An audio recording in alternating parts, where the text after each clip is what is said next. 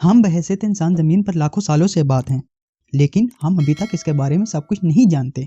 इसके इतने वाज़ेह होने की एक वजह यह है कि हमने ज़मीन पर हमेशा अजीब-ओ-गरीब चीज़ें दरियाफ्त की हैं, और ये अजनबी चीज़ें यकीनन बेकार नहीं, क्योंकि इनकी बहुत बड़ी तारीखी और साइंसी कदर है। प्रोफेशनल्स इन नताइज पर तहकीक करने में बरसों गुजारते हैं, जिससे इंसानियत को अपने बारे में मज़ीद जानने में मदद मिलती है। फैक्टिफाई उर्दू की इस वीडियो में हम आपको खुशामदीद कहते हैं, और इस वीडियो में हम उन चंद चीज़ों के बारे में जिक्र करेंगे जो ग्लेशियर्स में जमी हुई पाएगी, और ये चीज़ें यकीनन आपको हैरान कर देंगी।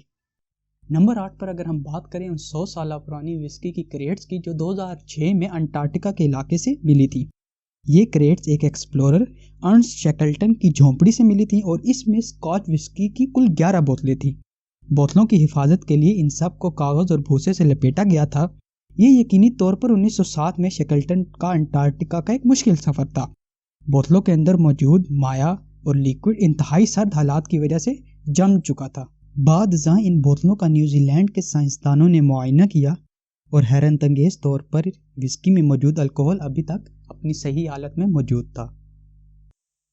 नंबर 7 पर अगर बात की जाए मैमथ के उस बच्चे की, जो 2010 में एक्सप्लोरर्स को साइबेरिया के इलाके से मिला था। इस मैमथ बच्चे का नाम यूका है, जो करीबी गांव यूकागीर पर मबनी है। जिस जगह से मैमथ का यह बच्चा मिला था वो दरियाए कोंडातीव से 30 किलोमीटर दूर है। मकामी साइबेरियन शिकारियों को 2010 में मैमथ मिला था, और उन्होंने इसे मकामी साइंसदानों के हवाले कर दिया। साइंसदानों ने इब्तदाई चंद साल तक तहकीक की और इसे महफूज कर लिया। बाद में इसे मॉस्को ले जाया गया और महफूज कर लिया गया। यूका की उम्र तकरीबन 6 से 8 साल थी जब वो मर गई। इसके बारे में कहा जाता है कि वो तारीख में सबसे महफूज मैमथ है, और मुहक्किकीन इसकी क्लोनिंग के मुंतज़िर हैं। नंबर 6 पर अगर बात की जाए उस 100 साल पुरानी किताब की, जो अंटार्कटिका से मिली थी। कहा जाता है कि ये पुरानी किताब अंटार्कटिका में रॉबर्ट स्कॉट की आखिरी मुहिम की है। ये किताब असल में जॉर्ज ल्यूक की थी, जो एक सर्जन और फोटोग्राफर थे, और 1910 से 1913 की अंटार्कटिका की मुहिम में स्कॉट के साथ थे। स्कॉट एक बरतानवी एक्सप्लोरर था और अंटार्कटिका की तलाश के बहादुर दौर में मशहूर हुआ।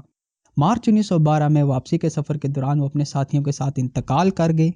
चूँकि ये किताब तकरीबन 100 साल तक बर्फ़ में जमी हुई थी, इसलिए इसके सिफात आपस में चिपक गए, और इसकी बाइंडिंग भी आपस में ख़त्म हो चुकी थी। इसके बावजूद पढ़ने के काबिल मवाद दिलचस्प था। इसमें इन तस्वीर की तफसील थी जो जॉर्ज ने 1911 में ली थी। ये किताब जनवरी 2013 में एक स्कॉट कैंप से मिली थी। इस वक्त मौसम गर्मा की बर्फ़ पिघल चुकी थी, और कैंप इसकी वजह से बेनकाब हो गया था, जहाँ से ये किताब मिली थी। नंबर 5 पर अगर हम बात करें उस glacier grill P-38 fighter aircraft की, जो ग्रीनलैंड में बर्फ में दफन दरियाफ्त हुआ। दूसरी जंग अजीम के दौरान 15 जुलाई 1942 को 6 लॉकहेड P-38 लाइटनिंग लड़ाका तैयारों को ग्रीनलैंड में हंगामी लैंडिंग करने का हुक्म दिया गया। इसकी वजह खराब मौसमी हालात और लो विजिबिलिटी थी। गिरकर तबाह होने वाले जहाज़ों के हवाई एहलकारों को निकाल लिया गया, लेकिन तैयारों को लावारिस छोड़ दिया गया, और वो बर्फ के नीचे दब गए। इन 6 तैयारों में से एक 50 साल बाद 1992 में बरामद हुआ। इसे ग्रीनलैंड एक्सपीडिशन सोसाइटी ने 264 फुट की गहराई से खोद कर निकाला। इन्हें तैयारे की बाजियाबी में बरसों लगे। इस पस मंजर की कहानी ने इसे नाम दिया ग्लेशियर ग्रिल। इसके बाद इसे केंटकी ले जाया गया, जहां मैकेनिक्स ने इसका मुआयना किया और इसे परवास की हालत में बहाल किया। अक्टूबर 2002 में द ग्लेशियर ग्रिल ने सेहतियाबी के बाद अपनी पहली परवास की। नंबर 4 पर अगर बात की जाए उन ममीज़ की, जो 1999 में अर्जेंटीना के इलाके से दरियाफ्त हुई थी। ये दरियाफ्त जॉन रेनहार्ड और इनके साथी आसार कदीमा के माहिरीन ने 16 मार्च 1999 को 6739 मीटर की बुलंदी पर ल्यूलाको की चोटी के करीब की थी। ये जगह अर्जेंटीना और चिली की सरहदों के दरमियान वाक़ है।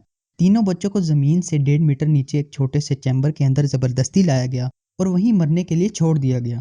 मुआयने से मालूम हुआ कि इन्हें नशा दिया गया था और गालिबन 1500 ईस्वी के लगभग मजहबी रस्म के नाम पर कुर्बानी दी गई थी। बच्चों में से एक 13 साल लड़की थी और बाकी 2 इससे छोटे थे, जिनमें एक लड़की और एक लड़का था। इनके जिस्म पर मौजूद बालों को तज्जिया के लिए इस्तेमाल किया गया और मालूम हुआ कि वो शराब का बहुत ज़्यादा इस्तेमाल करते थे। लाश का मुआयना करने वाले साइंसदान का कहना था कि लाशें इतनी अच्छी तरह से महफूज थीं कि ऐसा लगता है कि वो अभी सोए हुए हैं।